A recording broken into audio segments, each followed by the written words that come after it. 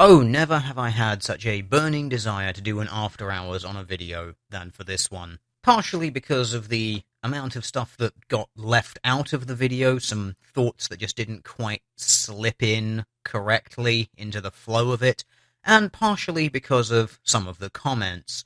And one of my favourite ones can only come from someone who I assume must be a feminist or social justice warrior. Because they have told me that the neglect that women, because women are largely responsible for child abuse and the biggest factor is neglect, they've told me that neglect isn't doing something to a child, and therefore I am hiding the fact that women aren't being as bad as men because men are doing things to children. And that's how they're rationalizing this away. Because men are acting upon the children, that's somehow worse than women who don't act on children. And to that idiot, I have, well, only a few points. I'm going to assume they didn't bother looking at the child mortality figures in that paper. Oh, who am I kidding? Of course they didn't bother to do their own follow-up research before opening their stupid mouth. 60% of the child fatalities, the victims were boys, 40% were girls. 80% of the child fatalities was one parent acting alone. 80% of that was done by parents, of which the largest category was mother alone at 30%. Father alone was at 15%. Yeah, tell me again about how those mothers didn't do nothing. Because, mothers don't do anything to their children. No, they just kill them at twice the rate that fathers do. But women don't do anything, right? It's not as bad. Neglect isn't as bad because it's not doing anything to the child. Have you ever heard of a condition called socially induced dwarfism? It's a condition that can be observed in children who have been neglected. Even if you give them the appropriate dietary requirement for a child of their developing age, if you do not socially interact with them enough, they will grow up with a form of stunted growth. But, dwarfism isn't a problem in society. It's not a disadvantage that you would give to your child from neglecting them. Only from socially neglecting them, not even nutritionally neglecting them. But that's not a problem, is it? Right? And then if you do neglect your child in regards to, say, food and shelter and things like that, your child growing up with stunted growth from that, with bowed legs from where they've had vitamin deficiencies, from being incapable of socially interacting with people because they've not been socially developed, causing them to live their life as a deformed loner, someone who's got all of those other problems. No, that's not as bad as someone who does something to their child. If you've got someone who's hitting their child compared to someone whose child has grown up physically deformed because they've not been fed enough and with all sorts of development personality disorders because they haven't actually been socialized. You can, through therapy and through various psychological techniques, you can help people deal with physical trauma that happened to them as children. They will struggle with it and they will have a lot of trials and tribulations to go through in order to get over that. Some people do, some people don't. But you can potentially deal with that. And as long as nothing was broken, there might not be any physically lasting effects. There's just going to be some of the emotional ones, some of the psychological ones, and as I've said, with appropriate therapy and steps, you can take steps to deal with that. Some people can conquer it entirely. But if you're physically deformed and then you've got all of these mental problems on top of it because you weren't properly social, that's not a problem. Because you didn't do anything to the child. You didn't physically interact with the child. Therefore, it's not as bad, right? Welcome to feminist social justice logic. Again, they've twisted everything up into if someone is acting upon something, that's immediately worse than someone not acting upon something. They've instantly set up that hierarchy. Because a child that had nothing done to it could never come out worse than a child who was hit. Because there's no problems at all that come from children who haven't been socialized and haven't been fed properly, haven't been played with properly, haven't been socialized properly. That doesn't cause any problems, because the mother didn't do nothing. Moving on to a few of the other more interesting comments that aren't blindingly retarded. I've had a few people actually say that, yes, in Cambodia there are child brothels that people do sell their kids into. I've got another person saying that from Nepal they've found other things where parents will sell their children into child brothels, and that if they escape and return to their parents, they just get sold into other ones. So apparently this is something that does happen out there. Like I said in the video, we still don't know whether that was the case with the girl Thea in that particular case, but it's just something interesting to mention. A girl with a mother, the mother sending them to an orphanage. Like I said, it's not the only explanation for that pattern of behavior, but it is a possibility. A couple of people have mentioned divorces, pointing out that reports of child abuse in this instance, so that could include women who accuse their partner of child abuse during a divorce. And as someone's pointed out, even the most hardcore feminists, leftist kind of people have to admit that in those instances, even 70 to 80% of those accusations are false. That I can't immediately answer. I'm not sure if that would go into the NIBBA's system, because those accusations are normally being made already in the court system, so I don't know whether they would get appended onto the case already, or whether that would go into the criminal system as a separate thing. That I'm not entirely sure of. But if that is the case, and it does go in separately and count towards that total, it wouldn't really surprise me. And again, that might be another variable that counts for the massive discrepancy in reporting rates between male and female when it comes to reporting of sexual abuse of children. Someone asked as a follow-up, are there figures on percentages of reports have too little evidence to go to courts as opposed to those that have been accused and found not guilty? There was a paragraph about that in the summary, which I'll just read off, and whether it answers your question or not, I don't know, but I'll just give it to you anyway. Approximately 1/5 of children were found to be victims with dispositions of substantiated 17.8, indicated 0.8, and alternative response victims 0.6%. The remaining 4/5 of the children were determined to be non-victims of maltreatment. For FFY 2014, there were a nationally estimated 702,000 victims of child abuse and neglect. The victim rate was 9.4 victims per 1,000 children in the population. So that's what they have determined when it comes to victim to non-victim. Hopefully that will answer that question. And now I suppose just some final last-minute follow-up thoughts. The amount of missteps from the beginning point of this data to the end point of this data just makes it to a point where I really cannot take it seriously. And that is really, really annoying, because just from general experience and the amount of information that I've had to dig up over the past couple of years on this channel, and one of the most prominent things that sticks in my mind, there was an interview done by a woman, I can't remember her name, and she was talking about the different kinds of child abuse and how women's abuse of children has been kind of sort of systematically covered up over the years by various organizations, literally just sort of going through files and finding, like, hey, how can we find this woman to not be guilty of sexual abuse, and so on and so forth, usually feminist organizations.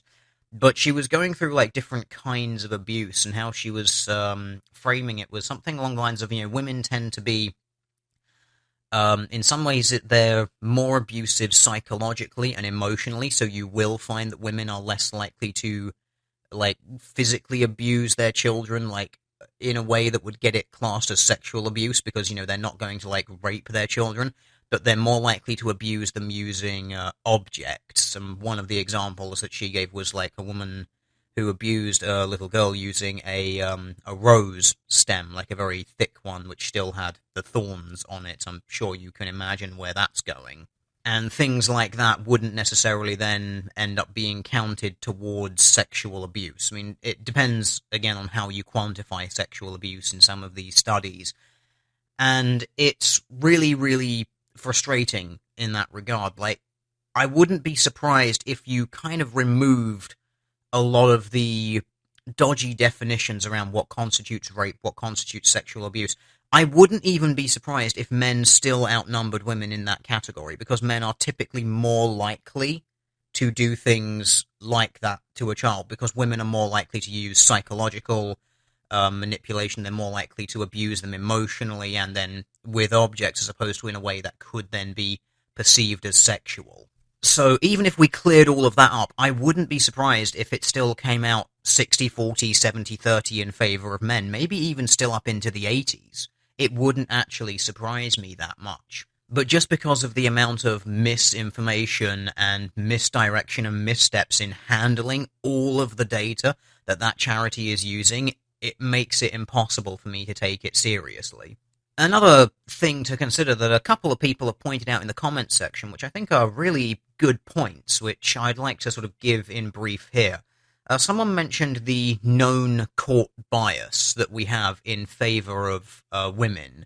Now, we know that women are, I believe it's about 50 to 60% less likely to go to jail.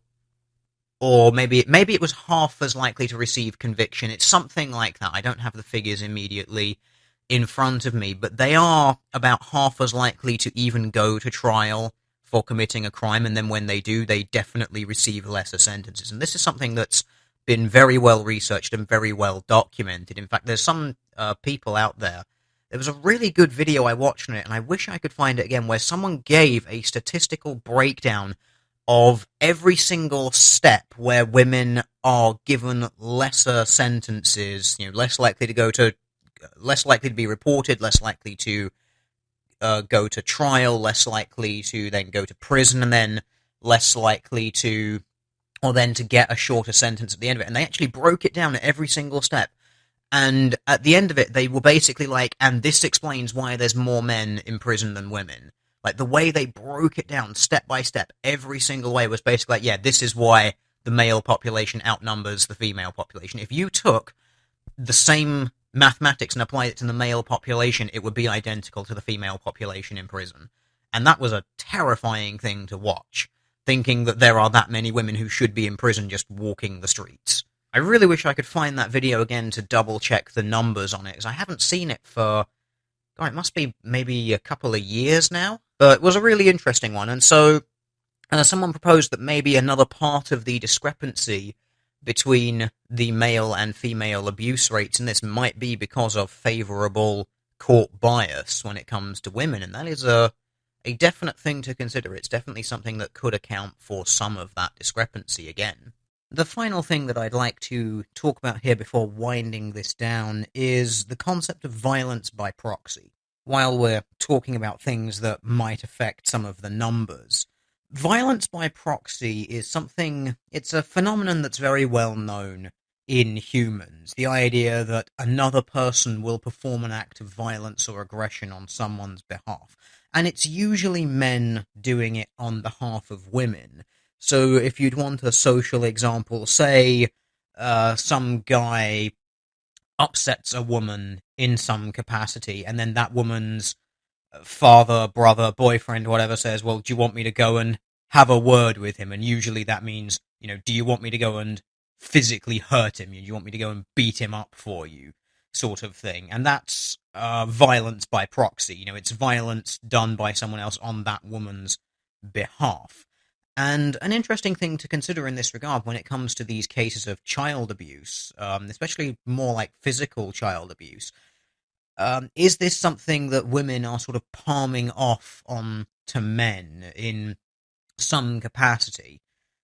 So if you took, for instance, say something like child discipline, like physical discipline, hitting the child, as was something which was done not all that long ago, in some cases, people still do it now, where they'll hit a child, with the hand, often, striking their buttocks instead of like their face or something like that, or they'll hit their hand or do it, or some people might do it with like a thin cane or a belt, but that's generally something that is now considered to be child abuse, quite rightly, I would say. But something to consider when it comes to that level of physical abuse is that something that's then being palmed off on the father. I mean, I'm sure we're all familiar with mothers who use the threat of, oh, your father's going to be so mad with you when you get home, sort of thing. And again, something that we've all seen out in public. You know, a child having a tantrum on like public transport or something, and then the mothers seem to have this mystery construct called the man. You know, it's like, oh, if you keep kicking and screaming on the train like this, the man is going to come and take you away and put you off the train and you'll be stuck in the middle of nowhere, sort of thing. Obviously, in that instance, it's a bit of a bluff. But the previous case of, oh, your dad's going to be really mad with you when he gets home, sort of thing, raises an interesting point of, is some of this abuse being done by proxy? Is it women who would want to do it but then find a way of basically getting the man to do it for them, or getting the man to do elements of the abuse of the child that they want to sort of distance themselves from, either because they don't want to do it themselves or they don't want to risk it coming back to them? Again, it's just something that might explain some of the discrepancy. And I'd just like to note again, throughout all of this, I'm not in any way trying to sort of come up with all of these possible explanations for why this discrepancy exists in some sort of desperate attempt to try and get parity between abuse in every category for men and women, because that's probably not going to happen. We know from decades of research into parental abuse of children and just general patterns of behavior involving various kinds of aggression, be it physical aggression or psychological manipulation and abuse. We know that men and women do have different leanings on aggregate towards different kinds of patterns of behavior. So it wouldn't surprise me that even if we took into account all of these other sorts of variables, that we would still see patterns of men dominating in certain categories and women dominating in certain categories. But I just find it so bizarre that this is not something that seems to be being addressed in as in-depth a way as it could be and really should be. I suppose the final thing to talk about, again, is just the blatant slacktivism of this campaign. These sorts of things, they very rarely have any sort of impact on anything. So, oh, we're raising awareness. Well, are you really? No, what you're doing is saying, you take like the worst statistics that you can find, or in some cases the worst statistics that you can massage out of an issue, and then you tell people, oh, we need you to do something, and it's usually something completely arbitrary, like you paint a nail, drop a bucket of water on your head, or some sort of nonsense like that, something that can get people doing things on social media. And then a lot of these causes then do nothing more than sell you a bunch of complete and utter tat about, raising awareness of things. The one which really irked me was those fucking wristbands, those little shitty rubber wristbands that people would wear. And those things exist. It's like, oh, they're awareness raising. No, they're not. Literally, all they are is a campaign by a bunch of organizations to sell you a bunch of complete and utter tat. It's like that fuck hate thing initiative, that adverts with those swearing little girls. They're a t-shirt manufacturing company. They have a cause, and they use it to sell you a bunch of crap so that they can make money. How much of that money then gets passed on to anything that's actually going to do any work, I don't even know. And looking at some of the people on this Polished Man thing, and some of the events and the galas that they have, I can't help but think that any of the money that they raise, so much of it is just going back into hosting parties where all of the celebrity people involved can go and pat each other on the back and say, oh, look at what a good thing that we're doing. We spent $1 million on a gala for ourselves to pat ourselves on the back and congratulate ourselves because we raised 500,000. And then you just get the typical social media sheep who just go along with this shit. Just, oh, I'm gonna do my thing, I'm gonna put myself up on the social medias, I'm raising awareness, and then they never actually bother to, give any money to any charities or anything like that. They just take part in events so they can feel like they did something when they have actually just done fuck all. It's literally, I am raising awareness of this cause to raise awareness of my face. It's an ego boost for them. They don't actually really give that much of a shit about the cause. It's usually for something they never even heard of before that day, and if you ask them what the thing is about a month later, they'll probably have no fucking idea. So I'm reminded of the amyotrophic lateral sclerosis thing, the ALS Ice Bucket Challenge. How many people do you think right now who took part in that thing, who dumped that fucking bucket of water on their head, if you ask, how many of those people at the time knew what ALS stood for? If you ask them now, it's been however many months later, if you went to them and said, what is your view on amyotrophic lateral sclerosis, they probably look at you with a blank face and have no fucking idea what you're talking about, even though however many months ago they were dumping ice buckets on their head to raise awareness of the issue. Yeah, look at all the awareness they raised a month later, and they've completely fucking forgotten what it was they were doing and why. It's sad that we live in a time where the only way to get someone to give a shit about other people is to make it all about that someone. Charity can't be anonymous anymore. The person who's supposedly doing the good thing has to be all up and center of attention. There's no humility in helping others anymore. It's all a big show.